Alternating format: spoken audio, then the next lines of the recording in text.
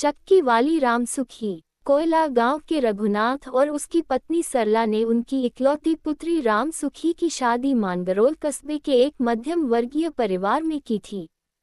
शादी के समय रामसुखी की उम्र 24 वर्ष थी। उसका पिता रामधन एक निजी स्कूल में अंग्रेजी का टीचर था। जल्द ही शिक्षा विभाग में सरकारी नौकरी लगने की संभावना थी, पर साल भर इंतजार करने के बाद भी सरकारी नौकरी का कुछ नहीं हुआ। अतः रामधन अपने पिता के व्यवसाय में हाथ बटाने लगा। रामधन किसी काम से कोटा शहर गया हुआ था, वहां लोगों से मिला जुला, लेकिन जब लौटकर वापस आया तो खांसी बुखार बना रहा। जांच करने पर मालूम पड़ा कि वह कोरोना पॉजिटिव है। समुचित रूप से इलाज प्रारंभ हुआ, लेकिन इलाज के दौरान उसकी मृत्यु हो गई। रघुनाथ और उसकी पत्नी के सामने तो अंधेरा छा गया। एकमात्र पुत्री, वह भी विधवा होकर रह गई। वह सदा के लिए ससुराल से अपने मायके आ गई। रघुनाथ और सरला रह रहकर अब अपनी पुत्री के भविष्य के बारे में ही सोचते रहते। रघुनाथ अपने गांव कोयला में आटा चक्की चलाते थे। उसी से वर्षों से अपनी गृहस्थी चला रहे थे। जैसे तैसे कुछ बचाकर रामसुखी के हाथ पीले किए थे, पर भाग्य ने उसका साथ नहीं दिया। रघुनाथ बेटी की चिंता से परेशान रहने लगा था। जवान बेटी की शादी अब फिर से करना आर्थिक दृष्टि से तथा सामाजिक मान मर्यादा के चलते कोई आसान काम नहीं था। रामसुखी ने प्राइवेट BA पास कर ली थी। समय गुजरता रहा। रघुनाथ बीमार रहने लगा। वह ब्लड शुगर और BP का पेशेंट भी था। इलाज कराता रहा, लेकिन एक दिन वह भी हृदयाघात से दुनिया को छोड़ चला। अब रघुनाथ के बाद घर का आर्थिक संकट गहराने लगा। रघुनाथ की आय का साधन आटा चक्की भी बंद रहने लगी। रामसुखी व मां सरला को सूझ नहीं पा रहा था कि क्या करे क्या न करे। आखिर रामसुखी ने अपने पिता की आटा चक्की को संचालित करने का निश्चय किया। उसने मां से कहा, पिता के धंधे को मैं संभालती हूँ। अपनी जिंदगी तभी पटरी पर आएगी। कुछ तो करना ही होगा जीवन चलाने के लिए। सरला इस चिंता में घुली जा रही थी कि जवान बेटी चक्की चलाएगी तो दुनिया क्या सोचेगी और क्या कहेगी। लोगों के ताने सुनने पड़ेंगे, पर वह सब कुछ सोचकर चुप हो जाती। मरता क्या न करता, कुछ धंधा तो करना ही होगा ना। रामसुखी ने अपनी मेहनत लगन से फिर से पिता की आटा चक्की को शुरू कर दिया। कुछ ही दिनों में चक्की पर महिला पुरुष अनाज पिसवाने आने लगे। 4 माह बाद घर का खर्चा सुगमता से चलने लगा। सांवले रंग की 27 साल की रामसुखी हंसमुख स्वभाव की थी। वह जो भी चक्की पर गेहूं पिसवाने आता सबसे नम्रता भरा व्यवहार करती। रामसुखी की चक्की पर जहां महिला पुरुष तो आते ही अब वहां 30-35 साल के युवा भी आने लगे। वह गेहूं पिसवाने के बहाने उससे रसरसीली बातें करते, पर वह उन्हें कभी लिफ्ट नहीं देती। रामसुखी को चक्की चलाते कब 1 वर्ष बीत गया, पता ही नहीं चला। पर सरला को चिंता थी कि अकेली जवान पुत्री कैसे और कब तक जिम्मेदारी उठाएगी। यही सब सोच से वह चिंताग्रस्त बनी रहती। चक्की पर कई लोग तो ऐसे भी आते गेहूं पिसवा कर जाते, और कुछ ऐसे भी आते जो आज पीसना डाल जाते और 2 दिन बाद लेने आते। जिसकी जैसी आवश्यकता होती वैसा ही निर्णय लेते। वर्षा के दिन थे। एक शाम हल्की कुहारें बरस रही थी। तभी एक पैर से थोड़ा विकलांग युवा साइकिल पर पैदल ही गेहूं कट्टे में डालकर पिसवाने आया। अभी उसने कट्टा तुलवाया ही था कि बारिश ने तेजी पकड़ ली। उसके पास छाता भी नहीं था। रामसुखी ने उसे अपने ही पास टीन शेड के नीचे कुर्सी पर बैठने को कहा। वर्षा के कारण किसी का आना जाना भी नहीं हो रहा था। रामसुखी ने उससे पूछा, आप विकलांग कब से हैं? मेरी यह विकलांगता जन्म से ही है। इलाज भी करवाया, देवी देवता भी ढोके, पर कुछ हुआ नहीं। इस कस्बे कोयला में आना कैसे हुआ? उसने रामेश्वर के दिल की तह में जाना चाहा। मैं यहाँ अभी नया आया हूँ। सीनियर सेकेंडरी स्कूल में अंग्रेजी का लेक्चरर हूँ। आप यहाँ कहाँ रहते हैं? स्कूल के पास एक मकान में। आप परिवार सहित, मेरा मतलब पत्नी बच्चे भी साथ रहते होंगे? उसके इस प्रश्न के जवाब में रामेश्वर मुस्कुराया और फिर बोला, मेरी उम्र 30 वर्ष की हो गई, लेकिन अभी तक शादी नहीं हुई। इतना समय हो गया, फिर शादी क्यों नहीं हुई? वह प्रश्न पर प्रश्न किसी पूर्व परिचित सी करती रही।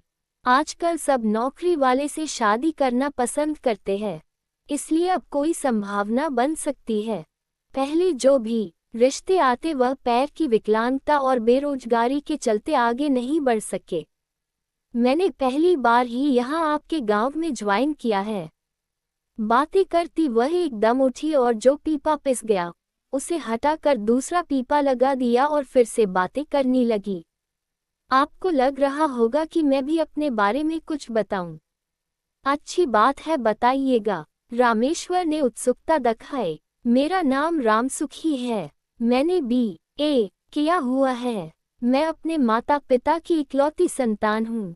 मेरे पिता इस चक्की को संचालित किया करते थे। उन्होंने 3 वर्ष पहले मेरी शादी पास के मानगरोल कस्बे में एक टीचर आमधन के साथ कर दी।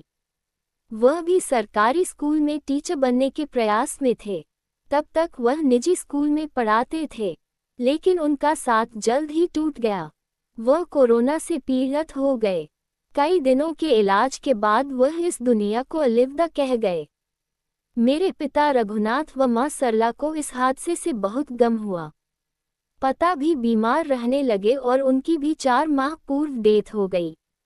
अब मैं और मेरी माँ ही बचे हैं। आज भी उसकी इच्छा है कि मेरी शादी फिर किसी योग्य व्यक्ति से हो जाए, लेकिन हमारे सोचने से क्या कुछ होता है। इस बीच रामेश्वर का आटा भी तैयार हो गया।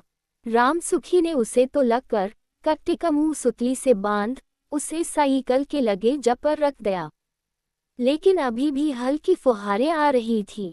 उसने रामेश्वर को कुछ देर और रुक जाने को कहा। रामेश्वर को भी कोई जल्दी नहीं थी, वह भी उसकी बातों में रस लेने लगा था। रामसुखी आकर्षक चेहरे वाली, सांवले रंग की मजबूत शरीर वाली महिला थी। वह फिर चक्की में नए पीपे में आटा संग्रह के लिए तैयारी कर रामेश्वर के पास बैठ गई।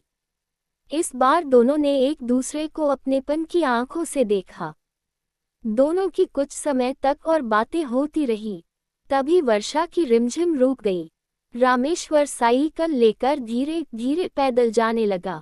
रामसुखी ने उसे मुस्कुराते हुए विदा किया। शाम होने को आई। वह चक्की बंद कर जाने को हुई, तभी 2 महिलाएं अपने आटे का पीपा लेने आई। उसने जल्दी से तौलकर उनके सिर पर पीपा रख दिया। अब वह चक्की का गेट बंद कर घर पर आ गई। सरला अपनी बेटी रामसुखी की मेहनत से खुश थी। वह उसकी शादी के बारे में सोचती रहती। वह घर पर रोज भगवान से प्रार्थना करती, कहीं अच्छे से संबंध हो जाए तो वह सुख से जी ले। रामसुखी रोज की तरह गहरी नींद में नहीं सो सकी। उसकी आंखों में रामेश्वर की यादें घुलती रही।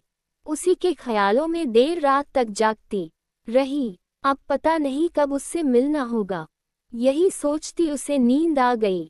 लेकिन कुछ ही समय बाद उसे सपना आ गया जिसमें रामेश्वर उसके हाथ में हाथ लिए झील के किनारे घूमता नजर आया।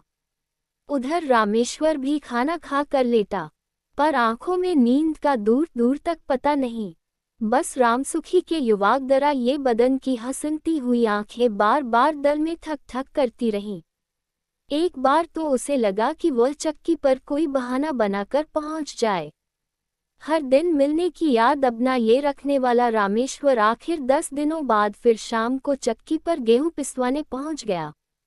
वहां 3 महिलाएं खड़ी थीं और अपने आटे का तौल करवा रही थी।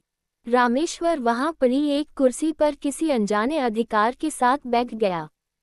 महिलाओं के जाने के बाद उसने रामसुखी से कहा है, मैं कल कट्टा लेने आऊंगा। वह बोली, सर कल ही क्यों, अभी पीस देती हूँ। थोड़ा आज रुकोगे नहीं क्या? थोड़ा जल्दी में हूँ, उसने संक्षिप्त जवाब देकर उसके मन को टटोला। वह ये जानता है कि इंतजार प्रेम की डगर को लंबा लेकिन प्यार से संपन्न बना देता है। रामेश्वर 3 दिन बाद गया। रामसुखी चिंता में बैठी हुई थी। उसने पूछा, आज चेहरे पर उदासी भरी चिंता क्यों लिए हुए हो? तुम्हारे चेहरे पर तो मुस्कान ही बहुत अच्छी लगती है। चिंता इसी बात की है, माँ चाहती है जल्द ही कोई अच्छा सा लड़का मिल जाए तो शादी कर दे। पर ये तो सब आपके भाग्य पर है। कब कहाँ मिलेगा कुछ कह नहीं सकते। मैं तो चाहती हूँ कि कोई आप जैसा व्यक्ति मिल जाए तो उसके साथ विवाह बंधन में बंध जाऊं। उसकी बातों से लगा विवाह भी उसकी पसंद है। रामेश्वर ने भी दिल की मुराद पूरी होती देख देर नहीं की अपनी बात कहने में। यदि आपको मैं पसंद हूं तो बात आगे बढ़ाएं। रामसुखी उसकी बात से गदगद हो गई। एक बार तो उसकी इच्छा हुई कि वह उसे अपनी बाहों में समेट ले। वह उसके साथ अपनी जिंदगी गुजारना चाहती थी।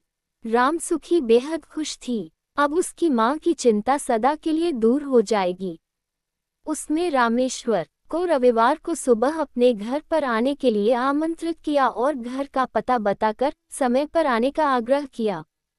रामेश्वर भी इस घर बैठे आए अच्छे अवसर को खोना नहीं चाहता था। सो वह रविवार को सुबह रामसुखी के घर पहुंच गया। रामसुखी ने अपनी मां को रामेश्वर का पूरा परिचय दिया। उसने बताया कि वह भी यहाँ के स्कूल में अंग्रेजी के व्याख्याता हैं। हम दोनों विवाह बंधन में बंधने को तैयार हैं। सरला ने जब ये जाना तो वह भगवान को शुक्र करने लगी। घर बैठे ही किस्मत ने एक अच्छा ऑफर भेज दिया। कुछ दिनों में एक मंदिर में दोनों का विवाह समापन हो गया। अब रामेश्वर रामसुखी के मकान में उसकी मां के साथ रहने लगा। मेरे प्यारे दोस्तों, अगर आपको मेरी कहानी अच्छी लगी तो प्लीज़ मेरा चैनल सब्सक्राइब कर ले।